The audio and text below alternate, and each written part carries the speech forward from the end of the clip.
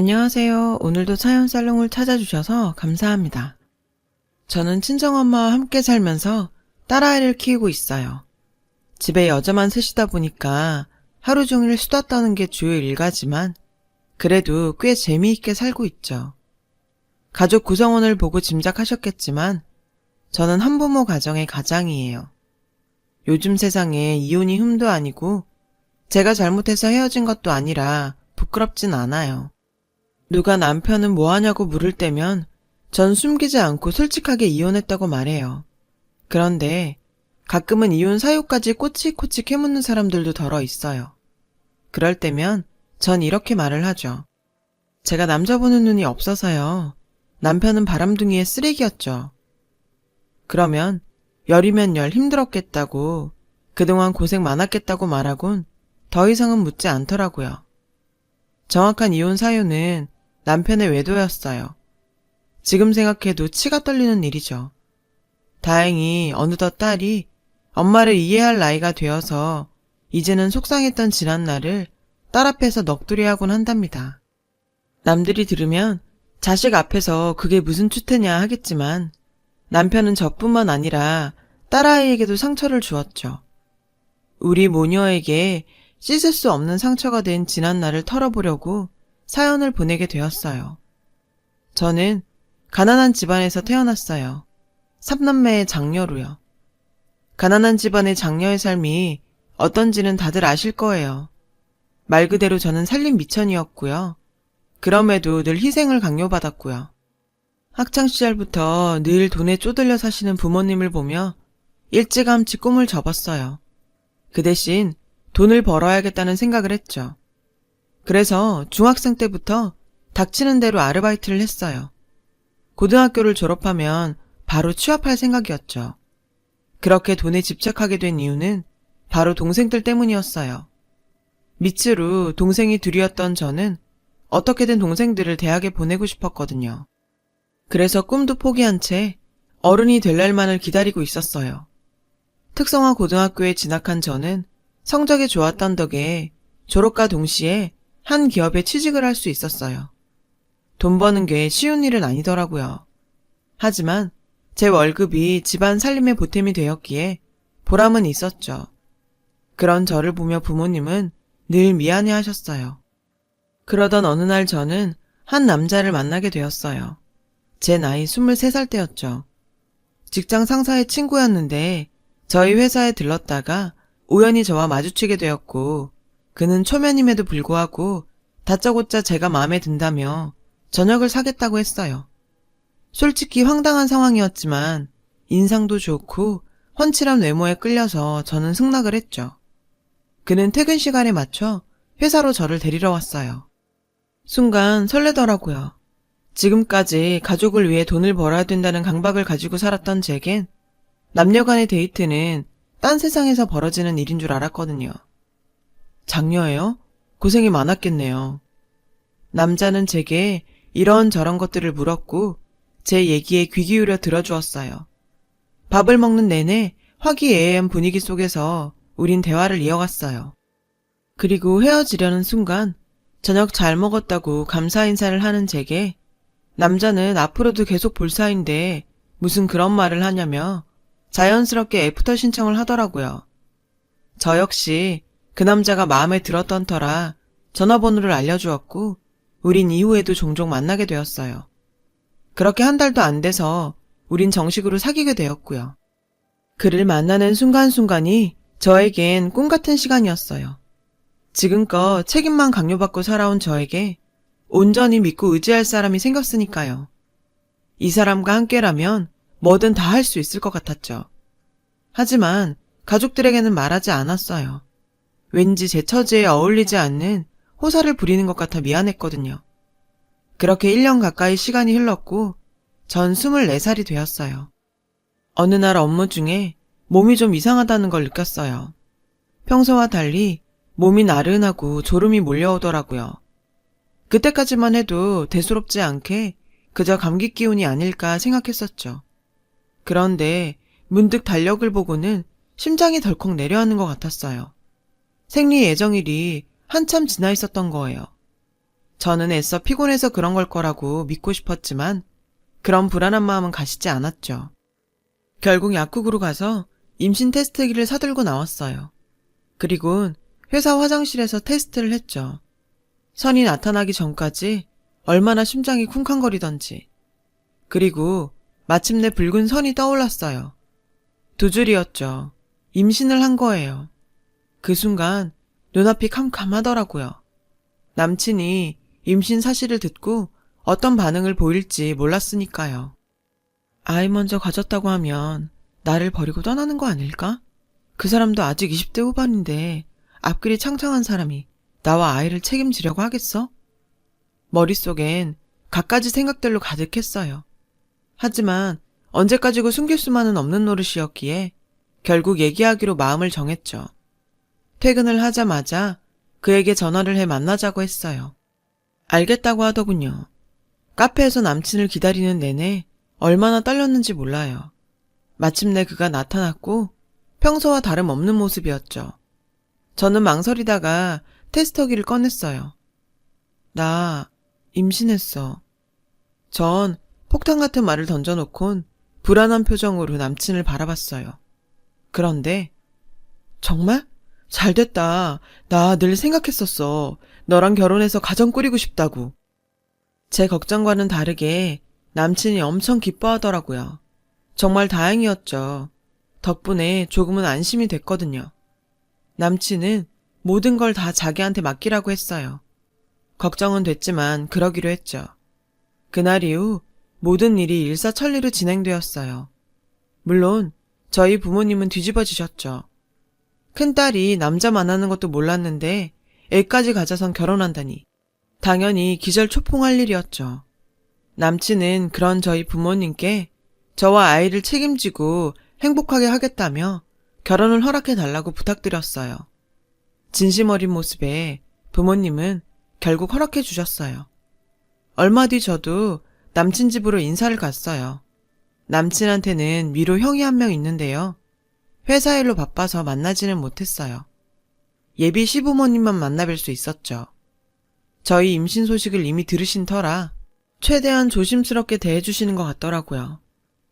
들어보니 집안 형편이 넉넉치 않은 것 같더구나. 그래서 말인데 예단이나 예물은 하지 않았으면 한다.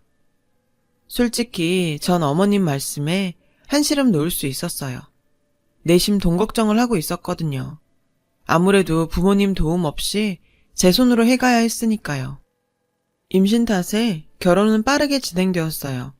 스드메는 남친이 준비해준 대로 했고 신혼집을 구할 시간이 없어서 당분간 시댁에서 살기로 했어요. 아기 태어나면 그때 분가하기로 했죠. 솔직히 저는 시집살이에 대해 불만을 얘기할 상황은 아니었어요. 이 결혼에서 제가 한 게 아무것도 없었으니까요. 배가 불러오기 전 결혼식을 치렀습니다. 결혼식은 꽤나 크게 치렀어요. 아버님의 사업 덕에 많은 손님들이 오셨어요. 그래도 난데없이 24살밖에 안 된 딸을 시집 보내게 된 부모님 얼굴에 기쁨보다는 걱정이 더 많이 보였죠. 반면에 저는 살짝 들떠 있었어요. 부모님과 동생들한테는 미안하지만 어깨에 짊어지고 있던 짐을 내려놓은 것처럼 시원하기도 했죠. 더 이상 내가 책임지는 입장이 아닌 누군가의 보호를 받는 입장이 되었다고 생각하니 가슴을 누르던 돌이 빠져나간 것 같았거든요. 든든한 남편, 예쁜 아기와 함께 행복한 가정을 꾸리고 살 거라고 생각했어요. 신혼여행에서 돌아온 우리 부부는 바로 시댁에 들어가 신혼생활을 시작했어요. 그리곤 태교를 위해 회사에 휴가를 신청하려고 했죠. 남편이 먼저 권한 일이었어요. 지금 생각하면 그때 무슨 생각으로 그랬을까 싶기도 합니다. 저를 위한 일은 아니었을 것 같아서요. 여튼 그 얘기를 들으신 시어머니께서 펄쩍 뛰시더라고요. 아니, 너 지금 내 아들만 일 시키고 너는 놀려고 그러니? 머리가 있으면 생각 좀 해봐라. 너 네 남편이 시아버지 회사서 근무하는 거 아니 모르니? 우리 집 며느리가 지 남편은 일 시키고 저는 집에서 논다고 회사에 소문이라도 나면 어쩌려고 그래? 제발 생각을 좀 하고 살아라. 사실 시아버지께서 사업을 하셔서 남편이 그곳에서 일을 하고 있거든요. 아무래도 회사 오너 집안이다 보니 남의 눈 신경 쓰는 거야 이해는 해요.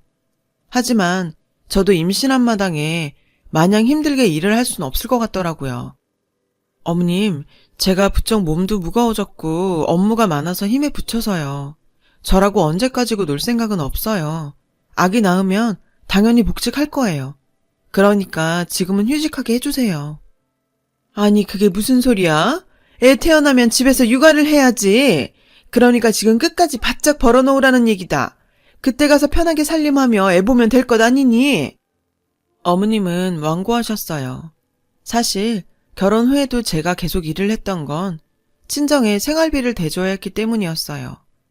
남편도 알고 있었어요. 그래서 짐이 되기 싫어서 제가 벌어 제가 친정을 도왔어요. 하지만 최근에 여동생이 미용사로 취직을 해서 돈을 벌고 있는 데다 남동생도 전문대를 졸업하고 취업을 앞두고 있어서 더 이상 그럴 필요가 없게 되었어요. 그래서 임신하고 힘들 때 좀 쉬다가 다시 복직할 계획을 세운 거였고요. 하지만 시집 올 때 들고 온 것 하나도 없는 저로서는 눈치가 보여 어머님 말씀을 거스를 수가 없었어요. 남편은 애 낳으면 바로 분가할 테니 그때까지 조금만 참으라고 하더군요. 그래서 저는 당분간 일을 계속하기로 했어요. 그런데 일이 생겼지 뭐예요. 제가 회사에서 과로로 쓰러진 거예요. 다행히 태아한테는 이상이 없었지만 그 일로 저는 겁을 먹게 됐죠. 그래서 일단 회사에 휴가를 내고 얼마 뒤 어머님께 솔직히 말씀드렸어요. 그러자 어머님께서 이러시더군요. 몸 관리를 그렇게 못해서 어디 건강한 아들 낳겠니? 잘하는 짓이다. 저는 그런 어머님 눈치를 보면서 서러움을 삼켜야 했어요. 그날부터 저는 주부 아닌 주부가 되어 할 일 없이 집에만 있게 되었어요. 물론 나름 태교라고 동료도 들려주고 책도 읽어주려고 했지만 그것도 마음대로 할 수가 없었거든요. 바로 어머님 때문이었죠. 제가 휴직을 하자마자 어머님은 기다렸다는 듯이 저를 잡기 시작했어요. 얘, 좀 일찍 일어나라. 너 그렇게 잠만 자면 애가 나중에 게을러져. 너 시아버지 아침 식사는 준비했니? 저기 방에 먼지 좀 닦아라. 누가 치워줄 때까지 기다리지 말고 네가 좀 해. 하루 종일 잔소리를 하시며 온갖 집안일을 다 시키셨죠. 제 딴엔 한다고 하는데도 꼭 트집을 잡아 잔소리를 하고 다 해놓은 일을 다시 하게 하셨어요. 이럴 거면 차라리 휴가 취소하고 회사나 나갈까 싶을 정도로 힘든 나날이었어요. 그래도 뱃속의 아기를 생각하면서 꾹 참았죠. 그나마 아기 생각에 버틸 수 있었는지 몰라요. 남편은 바쁘다는 이유로 산부인과도 한번 같이 가주지 않았고 결혼하고 한 달 후부터는 퇴근도 늦어서 얼굴만 겨우 보고 자는 게 다였죠. 그래도 남편 덕분에 아기는 나처럼 가난한 집에서 태어나지 않아 다행이라는 생각으로 모든 걸 참고 넘겼어요. 그리고 드디어 10달 뒤 사랑하는 제 딸이 세상에 나왔어요. 아기와 처음 마주한 순간 눈물이 왈칵 쏟아질 정도로 예쁘고 사랑스러웠어요. 그러나 시댁 식구들에게는 아니었나 봐요. 아기를 낳고 병실에 누워있는데 밖에서 어머님 말소리가 들렸죠. 가진 것도 없는 걸 받아줬더니 아들도 못 낳고 딸을 낳아? 저는 그 말을 듣는 순간 가슴이 철렁 내려앉았어요. 은근히 아들을 바라시는 것 같다며 남편이 일단 아들이라고 하자 했었거든요. 저는 요즘 세상에 그렇게까지 하시는 부모가 어디 있겠냐며 솔직히 말씀을 드렸지만 제 말은 콧등으로도 안 들으셨어요. 그냥 아들 말이라 믿으셨나 봐요. 그 후 친정에서 몸조리 한다고 3주 정도 있었는데 집에 돌아와 보니 저를 보는 어머님 눈빛이 완전히 바뀌어 있더군요. 그리고 그 다음 날부터 지금껏 본 적 없는 새로운 세상이 시작됐어요. 말로만 듣던 진짜 시월드였죠. 어머님은 노골적으로 저기를 드러내며 저와 딸을 구박하셨어요. 은근히가 아니라 정말 아들 타령이었어요. 기집애를 뒀다 어디다 써? 얼른 키워서 시집이나 보내버려야지. 기집애를 유치원에 보내서 뭐해? 어차피 출가외인 될걸 대충 가르칠 것만 가르치면 되지. 한마디 한마디가 비수 같았어요. 전 아기가 들을까 손으로 딸아이 귀를 감싸곤 마음으로 울었어요. 그렇게 눈물을 삼키는 날들이 늘어갔고 분가하는 날을 기다리며 버텨갔어요. 하지만 생각지 못한 불행이 닥쳤어요. 바로 남편과 이혼하게 된 것이죠. 사유는 앞에서 밝혔다시피 남편의 외도였어요. 하지만 저를 더욱 비참하게 만든 건 남편의 외도가 아니었어요. 어느 날 어머님은 외출을 하시고 딸아이와 둘이 집을 지키고 있는데 누가 초인종을 누르더라고요. 보니까 고급스럽고 화려한 옷차림의 여자였어요. 제가 누구냐고 물었더니 이희진 씨 만나러 왔어요. 글쎄, 저를 만나러 왔다지 뭐예요. 그 말에 전 문을 열어주었어요. 그랬더니 그 여자는 당당하게 집 안으로 들어와선 턱하니 거실 소파에 앉더라고요. 나 그쪽 남편이랑 만나는 사이예요. 저는 그게 무슨 말이냐고 물었고 그 여자는 친절하게도 차근차근 설명을 해주더라고요. 잘 들어요. 매도 먼저 맞는 게 낫다 싶어서 내가 먼저 온 거니까. 나 그쪽 남편이랑 만난 지 1년 다 되어가요. 당신 남편이 결혼하자고 프로포즈까지 한 상태고요. 물론 유부남인 거 알고 시작했어요. 그 사람이 그러더라고요. 부인이랑은 곧 이혼할 거니까 자기랑 결혼하자고. 이런 얘기 남편한테 듣는 것보단 나한테 듣는 게 낫지 않아요? 손이 부들부들 떨리고 심장에 요동을 쳤어요. 참으려고 해도 나도 모르게 눈물이 흘렀죠. 나는 집에서 어머님의 그 모진 폭언을 견디며 아기와 버티고 있었는데 이 인간은 제가 임신했을 때부터 이미 다른 여자랑 놀아나고 있었던 거예요. 무엇보다 화가 나는 건 내 앞에 앉은 상간녀가 어이없게도 날 가엾다는 듯 바라보고 있다는 거였죠. 그날 밤 퇴근하고 돌아온 남편을 붙잡고 추궁했어요. 남편은 당황한 기색이었지만 이내 순순히 인정을 하더군요. 그리곤 작정한 듯 떠들었어요. 위자료라면 섭섭치 않게 챙겨줄게. 그러니까 이혼해주라. 애도 내가 잘 키울 테니 걱정 말고. 아이를 데려간다는 말에 전 꼭지가 확 돌았어요. 절대로 어머님 있는 집에 내 딸을 남겨놓을 순 없었거든요. 그건 절대 안 돼. 내 배 아파 낳은 내 딸이야. 누구 맘대로 당신이 키운대? 다른 건 몰라도 아이는 안 돼. 그러자 남편이 절 보고 한심하다는 표정을 지으며 그러더군요. 솔직히 네가 가진 게 뭐가 있어? 애 교육은 제대로 시킬 수 있을 것 같아?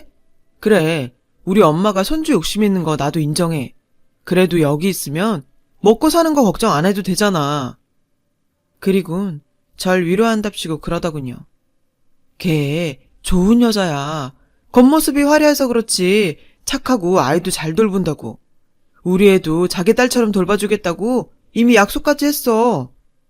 기가 막히고 어이가 없어서 저는 소리를 질렀어요. 미친 소리 하지 마. 내 딸 절대 못 줘. 그러자 남편은 며칠 뒤 보란듯이 이혼 소장을 제게 보냈어요. 저는 법원을 들락거리며 양육권을 얻기 위해 최선을 다했어요. 하지만 남편에 비해 경제력이 없었던 저는 양육권을 뺏기고 말았어요. 그렇게 저는 위자료만 받고 이혼을 하게 되었어요. 딸아이 첫 돌도 치르지 못한 시점이었죠. 남편은 위로랍시고 아이는 정기적으로 볼 수 있게 해주겠다고 선심을 쓰더군요. 저는 그렇게 피눈물을 흘리며 친정으로 돌아왔어요. 친정 부모님은 저의 불행이 모두 당신들 탓이라며 자책을 하셨어요. 그 후로 남편은 약속대로 교섭일마다 딸아이를 보여주긴 했어요. 남편은 자기 새 부인과 함께 치른 돌사진을 보여주더군요. 그런데 그날을 끝으로 남편에게선 더 이상 연락이 오지 않았어요. 전화번호를 바꿨는지 없는 번호로 나오더군요. 하는 수 없이 전 무작정 시댁으로 찾아갔어요. 이혼한 지 반년 만이었죠. 어머님은 여전히 절 못마땅한 눈빛으로 보시며 이러시더군요. 우리 아들 미국 갔다. 거기서 새아기랑 네 딸 데리고 살 거다. 그러니 더 이상 찾아올 것 없다. 하늘이 무너지는 것 같았어요. 왜요? 왜 제 딸을 저한테 말도 없이 자기들 멋대로 미국에 데려가요? 그런 일이 있으면 저한테 말은 해야죠. 당장 그 사람 전화번호 가르쳐 주세요. 고마운 줄도 모르고 어디서 큰 소리야. 니들 어차피 끝난 사이 아니니? 이참에 너도 정 떼고 새 인생 살라고 배려해주면 고맙습니다 하고 떨어질 일이지. 어디 와서 행패야? 어머님은 절 문 밖으로 쫓아내셨어요. 그리고는 다시는 문을 열어주지 않으셨죠. 집으로 돌아온 저는 엄마를 붙잡고 한참을 울었어요. 마음 같아선 당장 미국으로 쫓아가서 내 딸을 찾아오고 싶었지만 간다고 만날 수 있는 것도 아니어서 마음만 졸이며 남편한테 연락이 올 때까지 기다릴 뿐이었어요. 그렇게 전 한동안 알아 누웠어요. 뭘 먹으면 다 개워내고 몸도 마음도 황폐해진 저는 결국 삶의 의지마저 잃어갔어요.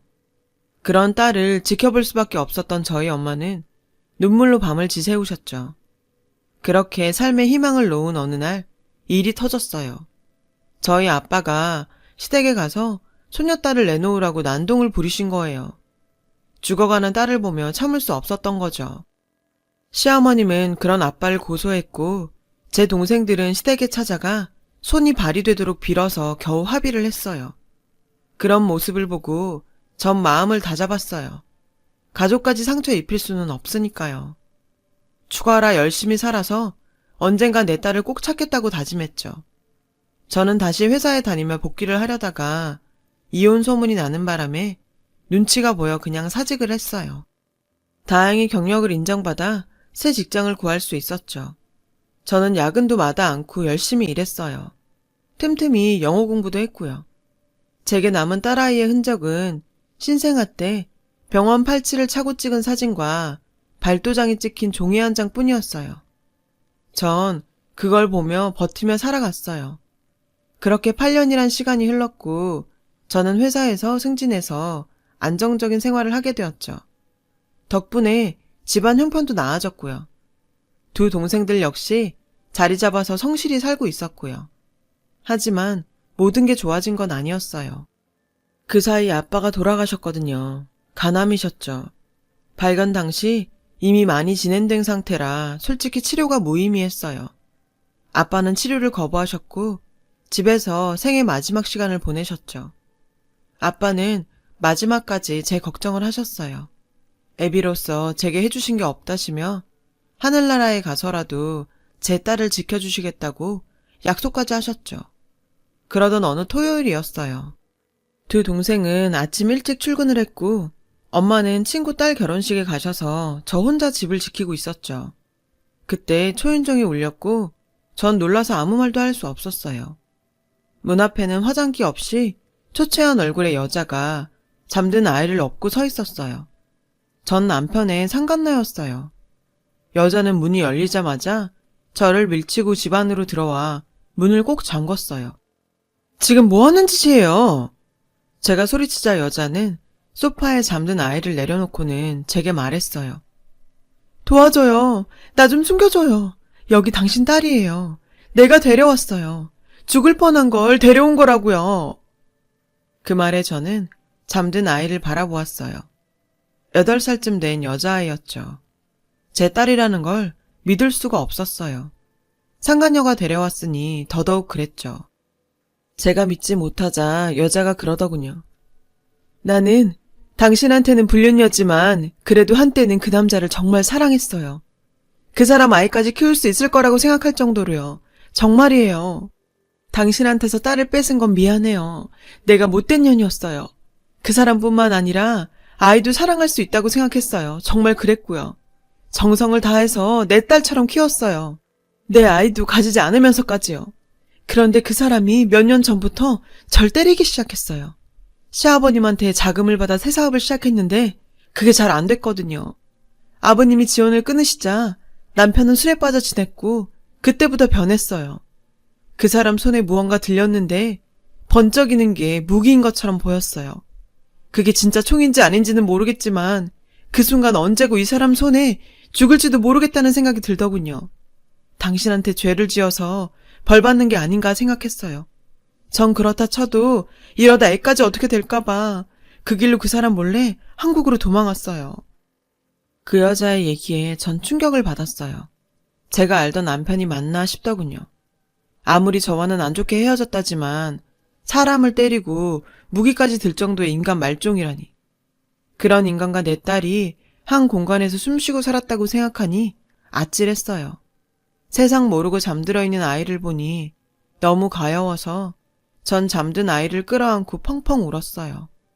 상황적으로는 이 여자한테 고마워해야 하지만 그래도 앙금을 지을 수는 없었어요. 그런 제 마음을 눈치챘는지 여자가 그러더군요. 이런다고 지난날 당신한테 저지른 일들을 용서받을 수 없다는 거 알아요. 용서받으려고 한 일도 아니고요. 사실 저 우리 집에서도 내쳐졌어요. 부모님은 유부남과 노란한 딸이 용서가 안 되셨나 봐요. 그럴 만도 하죠. 이번에 한국 와서도 찾아가 봤지만 이혼하기 전엔 절대 못 받아주시겠대요. 저라고 이혼 안 하고 싶겠어요? 누구보다도 원한다고요. 여자는 감정이 복받치는지 잠시 말을 잇지 못했어요. 잠시 뒤 여자는 제게 쇼핑백 하나를 내밀었어요. 맞을 때 찍어둔 동영상이에요. 맞은 상처를 찍어둔 사진도 있고요. 그거면 친권과 양육권 받아낼 수 있을 거예요. 사랑스러운 아이예요. 눈에 넣어도 아프지 않을 만큼. 그동안 미안했어요. 여자는 울먹이며 무릎을 꿇었어요. 전 가만히 보다가 여자의 손을 잡았어요. 우리가 비록 악연으로 만났지만 이제는 다 잊고 살아요. 내 딸 잘 키워줘서 고마워요. 그렇게 저와 여자는 서로의 상처를 위로하고 위로받았어요. 둘 다 남자 잘못 만난 죄로 악연을 맺었지만 딸아이로 인해 우린 화해할 수 있었죠. 전 여자한테 그 사람과 정리되면 언제 얼굴 한번 보자고 연락하라고 했어요. 여자는 그러겠다고 하더군요. 그렇게 여자는 자리에서 일어났고 현관문을 나설 때까지도 아이에게서 눈을 떼지 못했어요. 두 눈에는 눈물이 가득 고여 있었죠. 그 모습에 그동안 이 여자가 내 딸을 얼마나 사랑해 주었는지 알 수 있었어요. 그래서 더욱 안심이 되더라고요. 그날 이후 모든 게 쏜살처럼 지나갔어요. 깨어난 아이는 엄마를 찾았고 저는 내가 진짜 엄마고 앞으로 같이 살아야 한다는 걸 알리느라 고생을 했죠. 여자는 아이의 적응을 위해 종종 찾아와 도움을 주었어요. 딸아이가 저를 받아들이기까지는 시간이 꽤 걸렸어요. 다행히도 아이는 어른스럽게 받아들였죠. 그리고 얼마 뒤 전 남편이 한국으로 돌아왔어요. 그리고 본격적으로 그 여자와의 이혼 소송이 시작됐고 동시에 저와의 친권과 양육권 싸움도 시작됐어요. 여자가 가져다 둔 증거들로 인해 구현전과는 확연히 다른 상황이 전개됐죠. 남편은 결격 사유가 많아진 반면 저는 이전에 비해 경제력도 상당히 상승했고 아이를 키우기에 적합한 환경을 갖추고 있었으니까요. 결국 친권, 양육권은 제게로 넘어왔어요. 그 여자 역시 이혼을 했습니다. 전 남편의 잘못이 인정되어 엄청난 위자료를 받을 수 있게 됐죠. 여자를 통해 듣기론 전 남편은 시댁에서 쫓겨나 생활고에 시달린다고 하더군요. 여자는 현재 미국에 거주하고 있는데 요즘에도 자주 연락을 주고받고 있어요. 비록 본처와 상간녀로 만났지만 지금은 언니 동생하며 지내고 있죠. 그리고 딸아이가 중학교에 들어가던 해 저는 이 모든 상황을 얘기해 주었어요. 그동안 내심 두 엄마 사이에 뭔가 일이 있었다는 걸 눈치채고 있던 딸은 말없이 저를 꼭 안아주더라고요. 자신도 많이 힘들었을 텐데 말이에요. 딸아이는 현재 누구보다 밝고 명랑하게 자라고 있어요. 언젠가 전 남편이 연락을 해서는 딸아이를 보게 해달라고 했지만 딸애가 거절하더라고요. 시어머니한테도 마찬가지였죠. 그래도 아빠랑 할머니인데 한 번은 만나보는 게 어떻겠냐고 했지만 딸애는 완강했어요. 그래서 그날 이후로 남편과 시댁에서 연락이 오면 저도 강경하게 안 된다고 거절을 했고요. 확실히 나이가 드니 깡도 늘더라고요. 예전엔 시어머니 목소리만 들어도 주눅이 들었었는데 이젠 옆집 개 짖는 소리로 들리니 말이에요. 10년 고통 끝에 저는 봄날을 맞았어요. 사랑하는 딸아이와 함께 내 힘으로 이룩한 안정된 가정에서 말이죠. 앞으로도 전 열심히 살아갈 거예요. 사랑하는 내 딸한테 부끄러운 부모가 되지 않기 위해서요. 지금까지 제 사연을 들어주셔서 감사드려요. 여러분의 가정도 따뜻한 봄날 맞으시길 바래요. 여러분, 사연 댓글에 응원과 현명한 조언 부탁드려요. 좋아요와 구독은 저에게 큰 힘이 됩니다. 오늘도 좋은 일 가득하세요.